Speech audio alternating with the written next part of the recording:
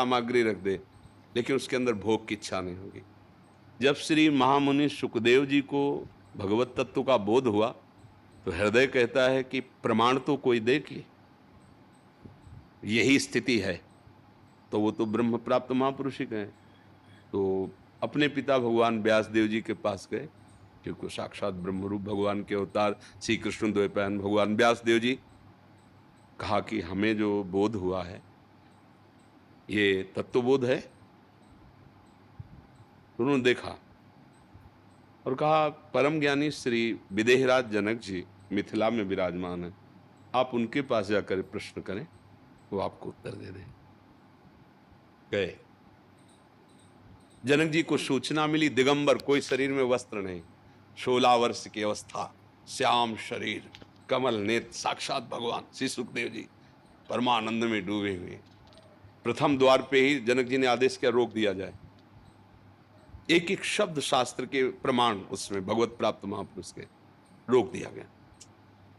बोले 7 दिन तक कोई उत्तर नहीं और अंदर प्रवेश न करने दिया जाए। इतने बड़े महापुरुष, कोई आदर नहीं, कोई सत्कार नहीं।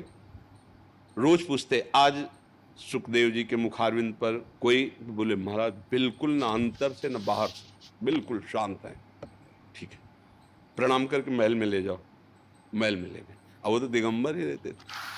9 युवतियों को सेवा में लगाया, जो सुंदरता से, प्रवीणता से, सब आप स्नान कराना, भोजन पवाना, रात दिन, 7 दिन 7 रात्रि, कोई हलचल उनका भगवान न मुखारविंद में न हृदय में। जैसे गेट के बाहर थे अकेले, वैसे ही महलों में युवतियों के विसंग में। अब आगे बढ़, लेके आ जाओ। बस जनक जी खड़े हुए, कहा जो आपको तत्वबोध प्राप्त हुआ है वही वास्तविक बोध है।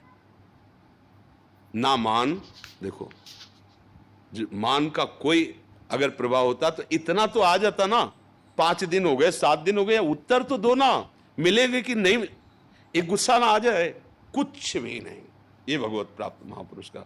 अब जब 7 दिन 7 रात्रि, समाज 9 युवतियों का, तो संग दोष मन में या तन में कुछ भी तो हरकत होनी चाहिए।